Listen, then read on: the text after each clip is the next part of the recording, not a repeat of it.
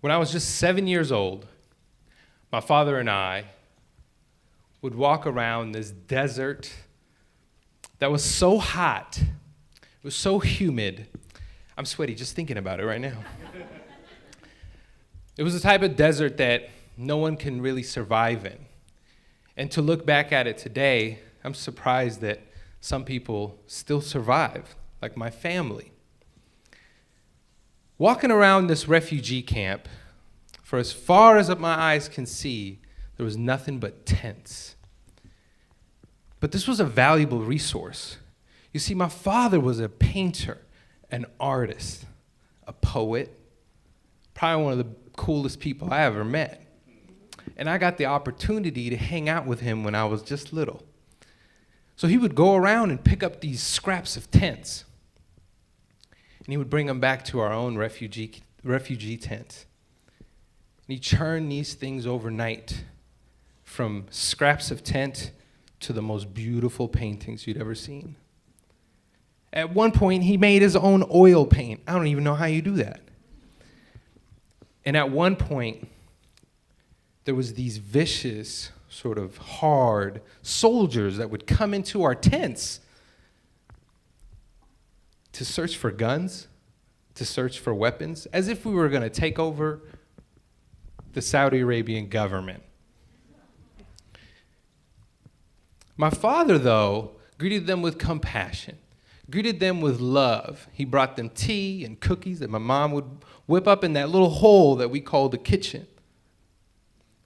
They were floored, blown away by my father's art, that he had just kind of pasted around a refugee tent. Mind you, this is 10 by 10. It's not that big. Also, I had 6 siblings. And my mom and dad. There's 9 people in this 10 by 10 tent. This time, though, was my childhood. This is where I grew up, running around barefoot, dusty feet, running around trying to play marbles with my brothers, also stuffing plastic bags into other plastic bags to make a ball so we can play some soccer. Though others would perceive this time as horrible, to me, this was my childhood. But my dad made the best of it. He would weave stories and tell me about his art, why he would choose a specific color, what kind of emotion he was trying to relay. Some of them were prolific. Some of them were political. Some of them were simply so emotional that I would wake up at 3, 4, 5 in the morning, and I would hear him weep as he would pour his heart, his soreness, his frustration, his loss, and wove them into those paintings. The painting screamed, "Look at me."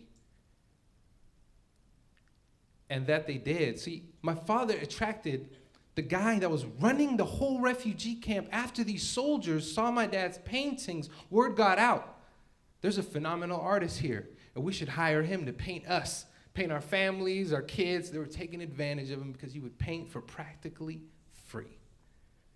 And that's when you know you love something. He would do it in hopes that he would get some connections that could help us get out of this refugee camp. You see, once every 6 months or so, they would post these names on this chart right outside the refugee camp. And if your name was on there, you might get lucky to have an interview with the immigration officers that would help you get out of that refugee camp. See, the 1990 Gulf War affected a lot of people. And it affected my family in a way that the only way out was through my father's art. The guy who ran this whole refugee camp shows up one day with about 6 Hummers. We were like, oh my God, they're about to take our daddy. It's a wrap. There's no more paintings, no more love. As a matter of fact, it was quite the opposite. He hired my dad to do a painting of him and his whole family. And this guy had a pretty huge family, like 15 people in this painting. It was a 10 by 10. He brought him the canvas, the oil paints, and all the food we can handle. You see, before that, though, this is why your connections matter. Before that, we ate more tuna than probably everybody in here combined. It was ridiculous. When you live in a refugee camp, you just eat what you get. This was an interesting time. So when this guy hires my father had a rule. He said, look, man, I'll stay here and paint for you. I'll paint galleries for you, but you got to help my family get out of here. I would say in about 6 months or so, we were on a jumbo jet. Has anybody seen one of those? Huge, to say the least. I'm sitting there still trying to figure out how this thing was in the air. Full of about 200 people. I was like, could we get some people off? This might be too heavy. I don't know. This was an amazing time in my life. Because here we are. We're on a plane, headed to an unknown destination. For me, it was. My father called it Portland, Oregon. See, they even gave my father the opportunity to go to Florida. That'd have been nice. Nice beach. Come on, Pops, help us out. They told him, your art will thrive there, we promise. Like, this is the best place for you. But he's too humble. He said, I don't want my art to thrive anywhere. I want my kids to thrive. And so we got lucky. We got to come to Portland, Oregon. I grew up in Beaverton, man. I used to go to the Beaverton City Library when it wasn't here. And it wasn't this nice. You know what I mean? So we got to grow up here, and from that, it was 1994. It was June 1994. Mind you, this is the epic era of hip hop culture, MTV, saggy pants, FUBU. I don't know if you guys know what FUBU is. It's a clothing line that I fell in love with. Because I saw self-expression through the television. I saw self-expression through art. You see, I grew up drawing and painting too. And like my father, I watched him paint, he would watch me draw. And to many people, my father's art was art. It was amazing. But to him, it was simply therapy.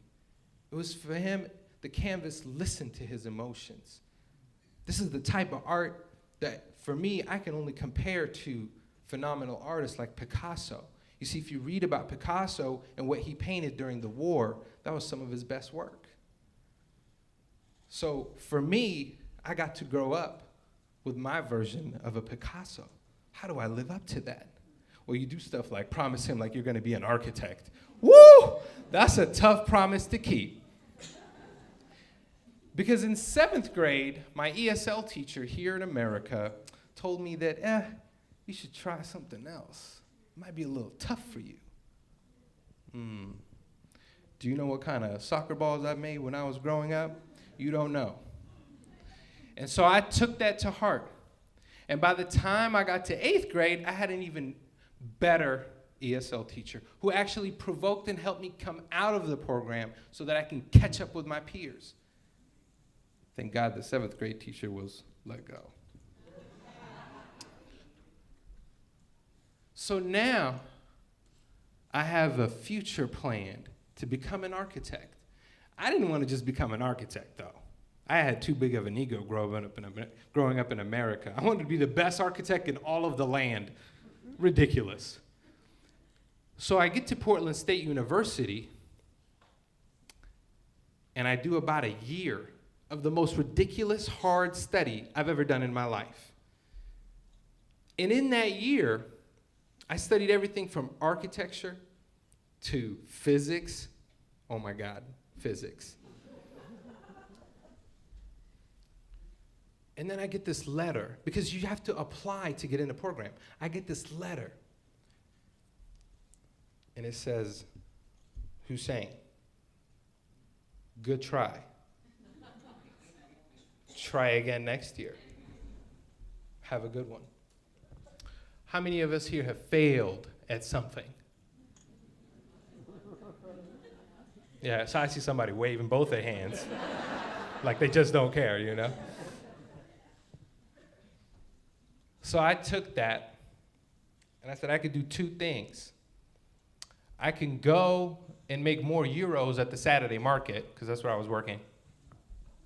Or I can crumble this up and go back to that teacher and ask, What can I do to be better?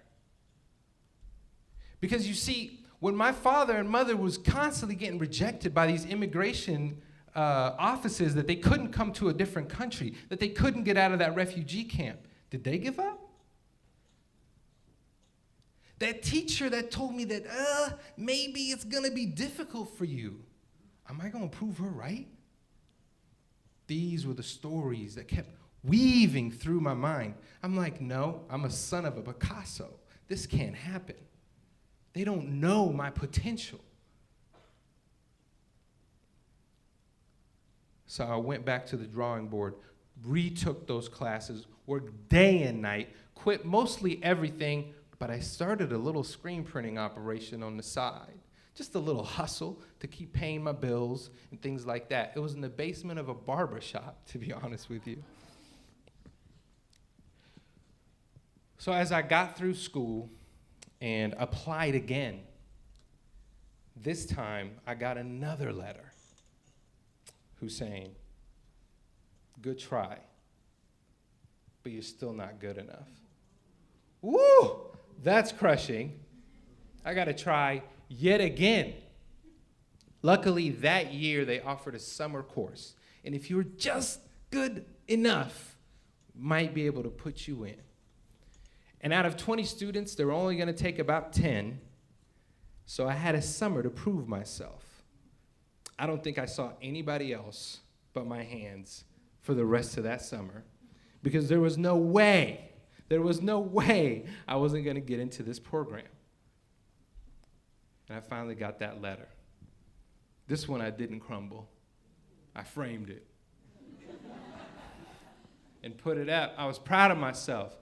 And I was proud to tell my dad that I'm gonna fulfill something remarkable as a thank you for the tremendous amount of hard work that you had to go through to raise me, to bring me here, through all the cultural differences and the endless stories that you've heard earlier. I'm very fortunate. I was able to get through that architecture program, and I worked day and night, man. Underneath my desk, I had a nice little bed. There was times where I had to ride the Max. There was no way I'm riding the Max at 3 in the morning. That's not gonna happen.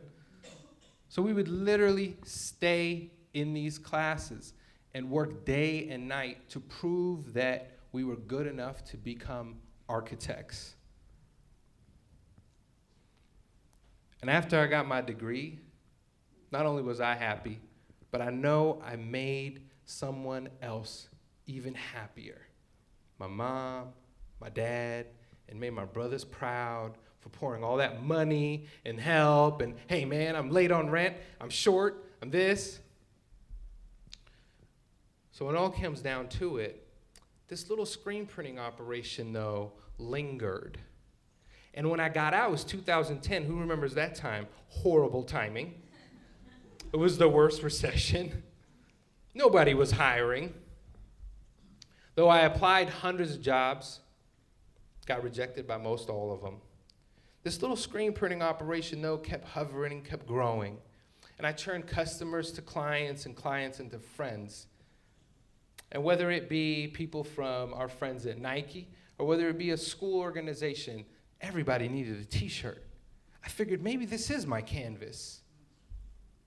Maybe this is the canvas that I've been waiting for to share my story, to empower others, and to take architecture to a whole new level, which is to design my life and how I really can make it powerful. Once I started the Printory in 2011, I knew that there was no looking back.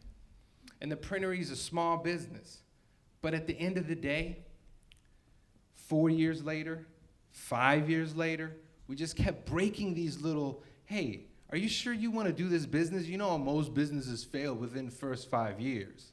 You know those statistics that people throw at you to kind of scare you because they want to put what they can't get through onto you. Man, I shattered those things. We're 8 years in business. And we started this program called Refugees. And really, Refugees is about giving back to our people, connecting all of us, sharing our stories through these t-shirts. I thought, again, this is the canvas that goes beyond those refugee tents. So now, pulling it full circle, we work with Catholic Charities and IRCO on a monthly basis to donate and give back. I made it my life's mission and now invited my wife to join me and make it her mission to help give back to our community. One of the most important things that my father taught me before he passed was not just the logical, the knowledge that you gain. You see, when he passed, everything that he was trying to teach me truly came to fruition in the feelings, the heart. And this is where I carry my father today. I carry him through my heart. I carry him through my artwork. And I carry him through the story that I just wove to all of you. I'm Hussein Al-Baiaty. Thank you so much.